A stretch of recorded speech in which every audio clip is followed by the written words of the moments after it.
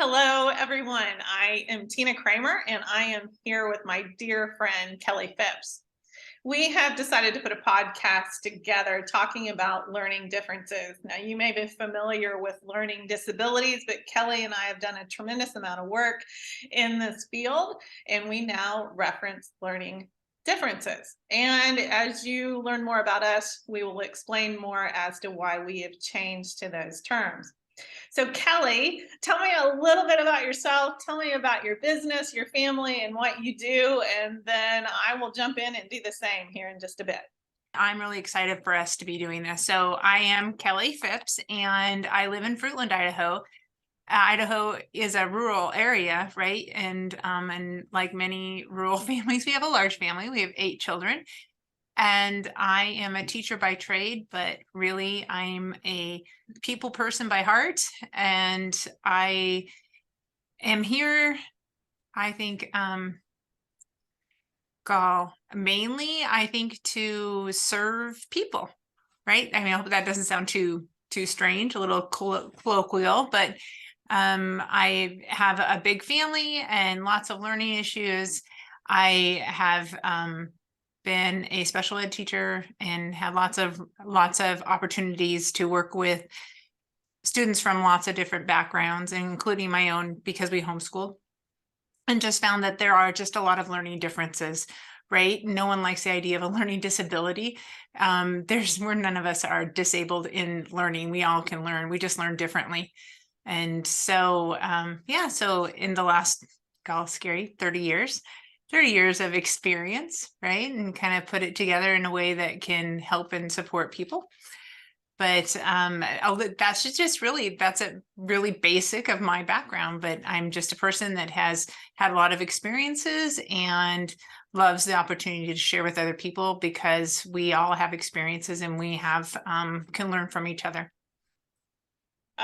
So my story is pretty similar to Kelley's, actually.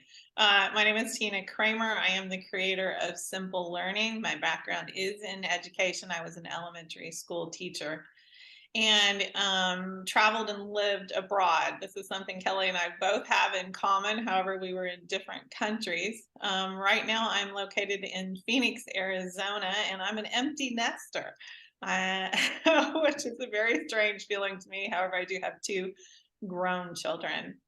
So I lived abroad and I taught in the international schools of Hong Kong. I taught 7th and 8th grade math and science. And I had students in my classes that were clearly intelligent when we were having a conversation. However, on their written work, they were flunking, like flunking. I had a couple particular students that we would have these great conversations. They were involved in athletics. They were doing well in their other classes, but I was teaching math and science, and they were failing. There was one particular student that I had, she was wonderful. I mean, she would come in at recess and we would work together. I stayed after school to work with her.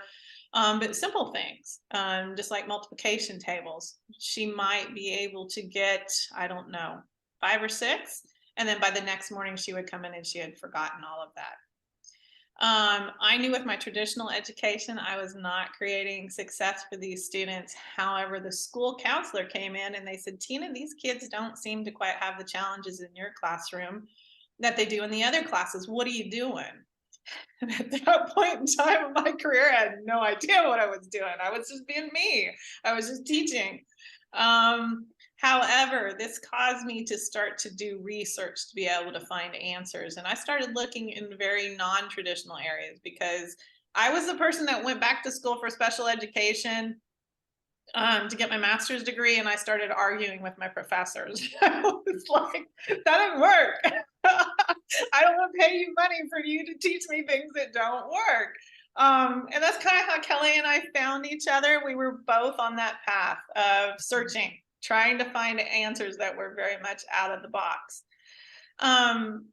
During this time, our lives were plagued with visits to doctors and anxiety related issues. He had challenges around emotionally being able to connect to the family, to myself and to my children. He was a loving, caring man, but that stayed locked inside of him.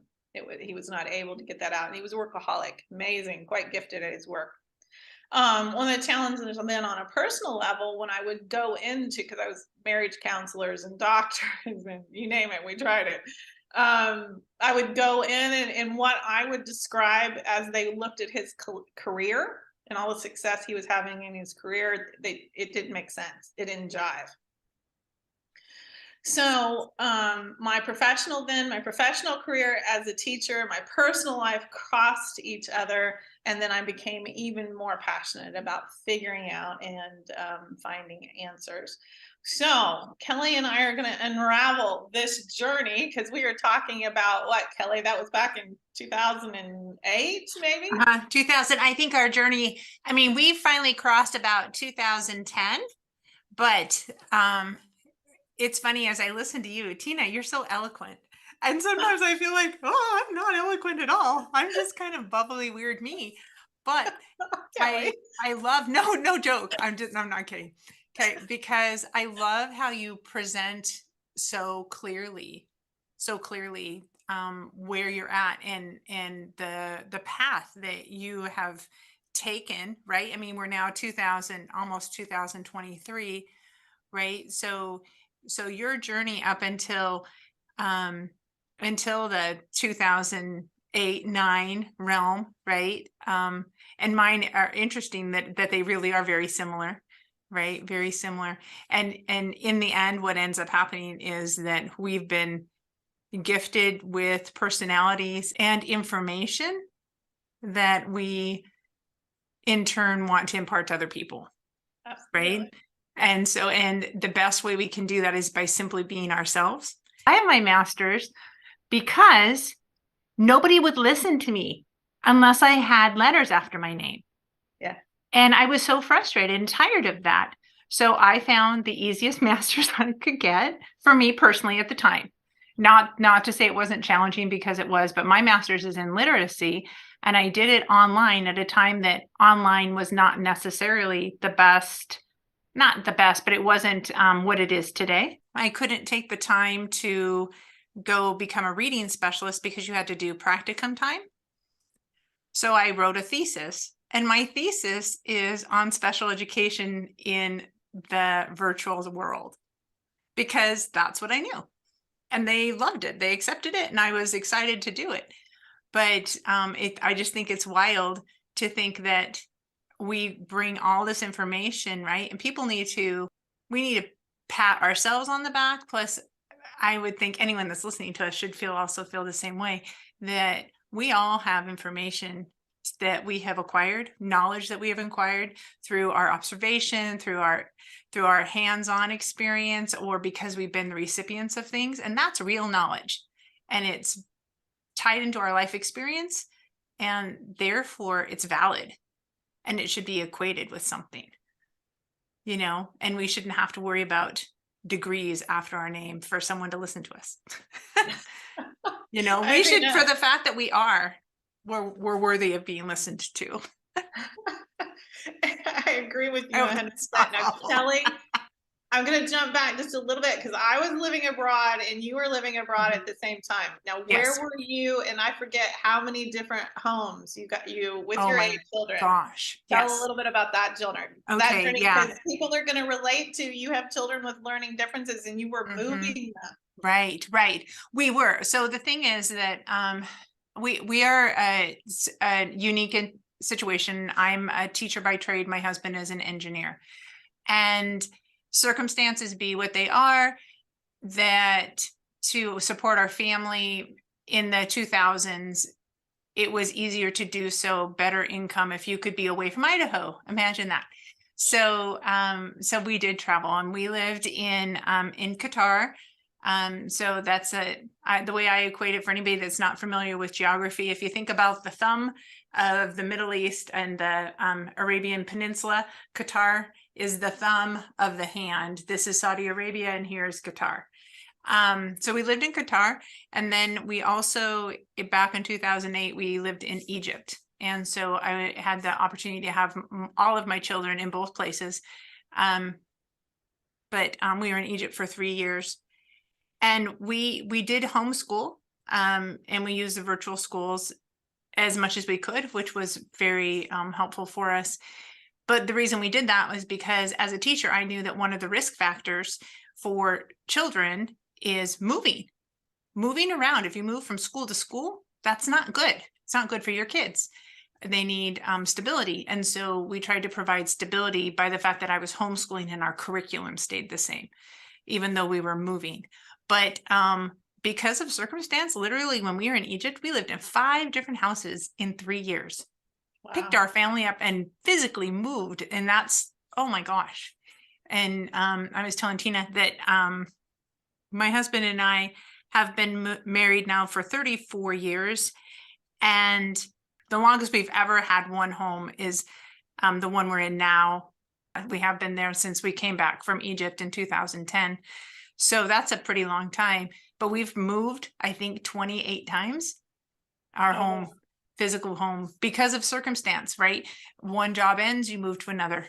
And so, we did that. And my kids do have learning differences. Well, I have some kiddos that have labels and, have diagnosis. So I have a couple that are on the autism spectrum, a couple that have dyslexia, a couple that are ADD. And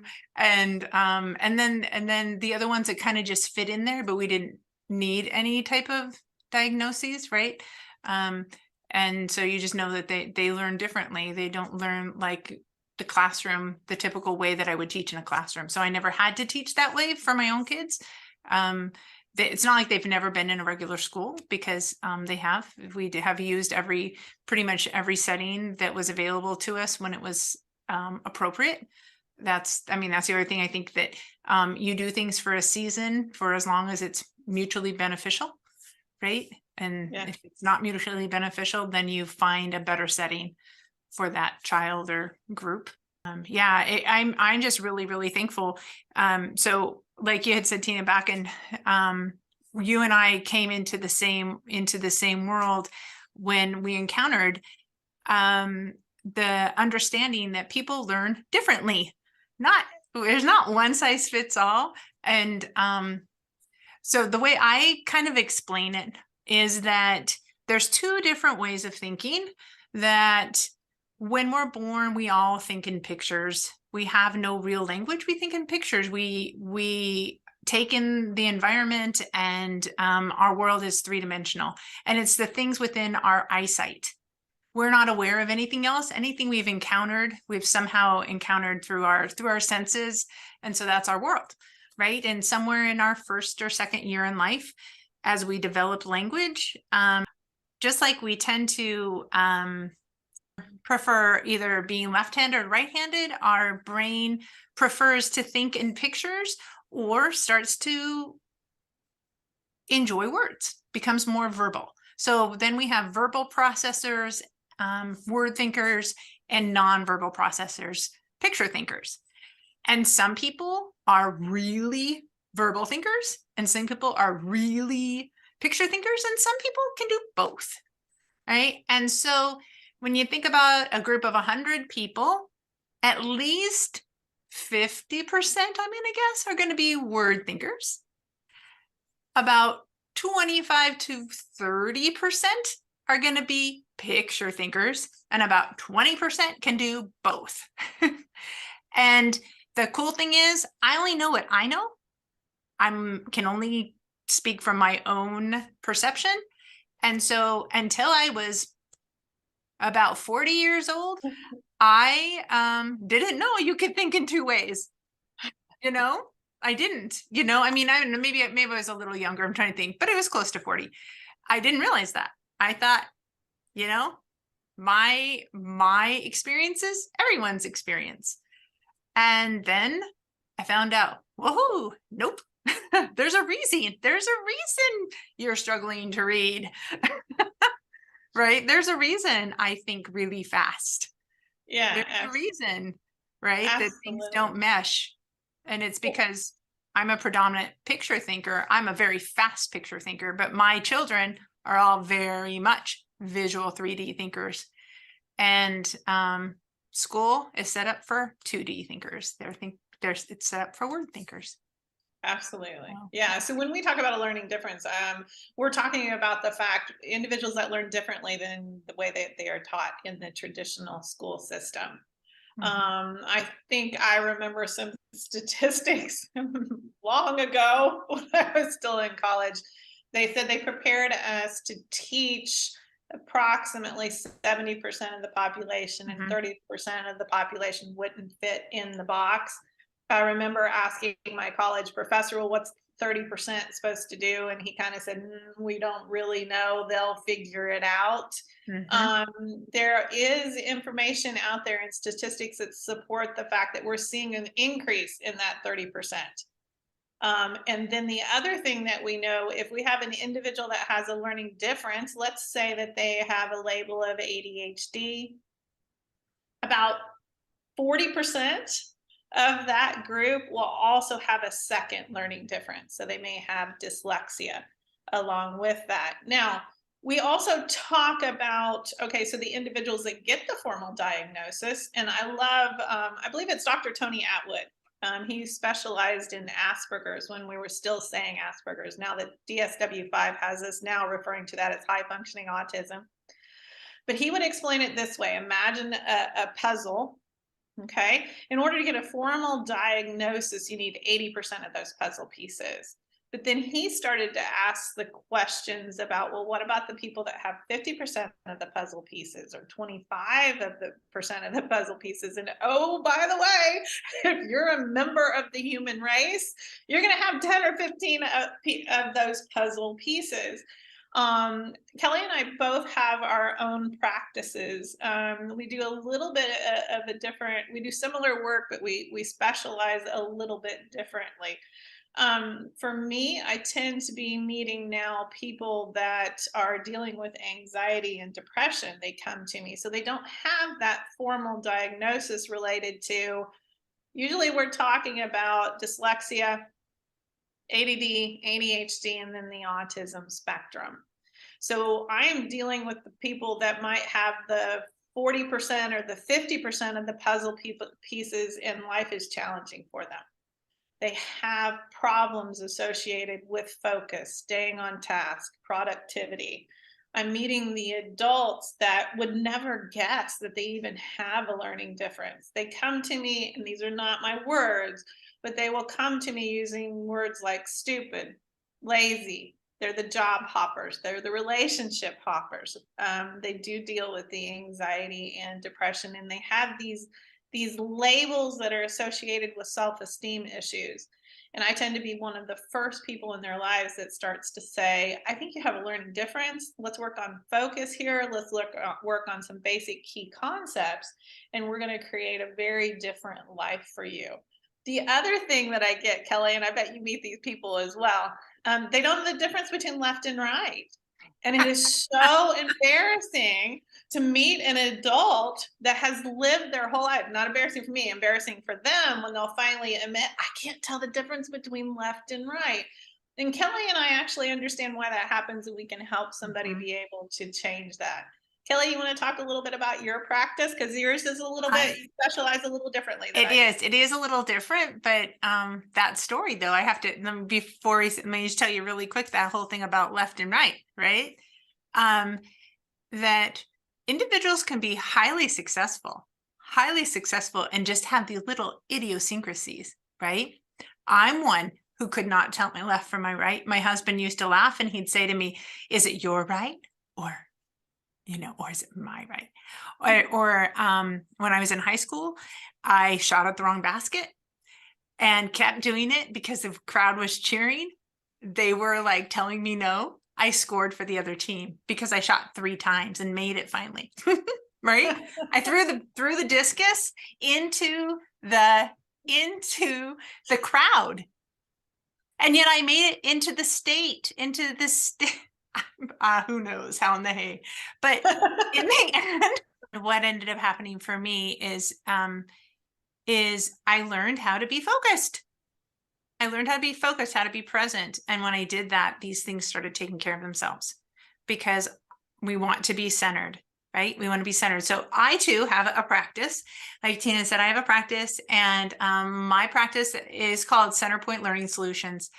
And I mean, I have this little tagline, I call it rebuild the foundations, because that's what I feel like we have to do, is we have to rebuild a foundation for learning, because we learn differently. We learn fast. We learn, like I said, in pictures, and yet we don't realize how we're learning. And so because we're learning in these different ways than how we're being taught, we're not accurate.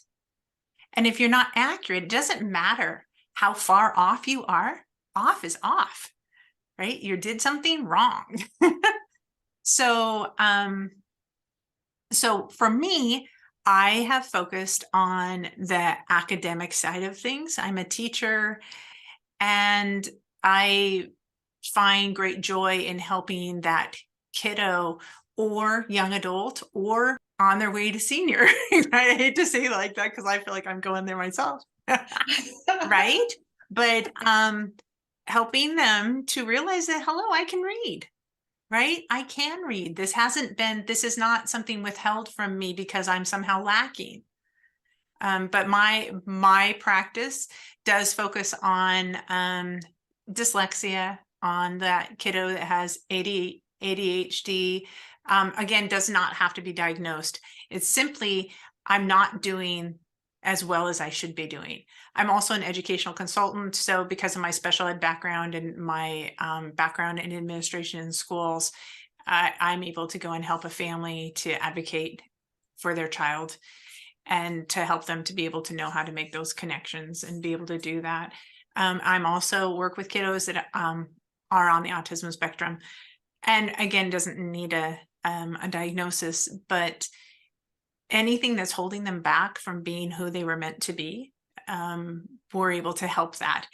But people find me because I also run a tutoring center. So, they come in thinking that we need help academically. And as we start looking at things, I realize, well, maybe there's something more that you need. And we're able to meet them where they're at and add those things into it. So I think we do things very similarly. And there's some tools that I use and then tools that you use, Tina. In fact, I was hoping I got my bag. So Kelley is leading me right into when I was in the classroom full time, I figured out ways to hold my students' attention or bring their attention back. I'm going to explain very simply, but I got to thinking, if it's possible to do that in the classroom, then it's got to be possible to do that on a full-time basis. So we're gonna end this podcast with a little bit of a teaser, and then we're going to tell you more because I invented a sound device, and the sound device helps to improve focus and the ability to stay on task. We're going to leave you on pins and needles. If there are anybody out there, you got that favorite show that you love to watch and they finish with the cliffhanger and you're like, wait, give me more. Okay, so that's what Kelley and I are going to do to you today. So you're going to have to catch our next podcast. Like I said, we are new at this, but we are not new at education. We're new at podcasting. We're figuring it out. So stay with us. Again, my name is Tina Kramer. I am the creator of Simple Learning. I will put all my details below when we actually put this out. Kelley, please introduce yourself again. Yep, I'm Kelley Phipps, and I own the Centerpoint Learning Solutions and the Tutoring Center. And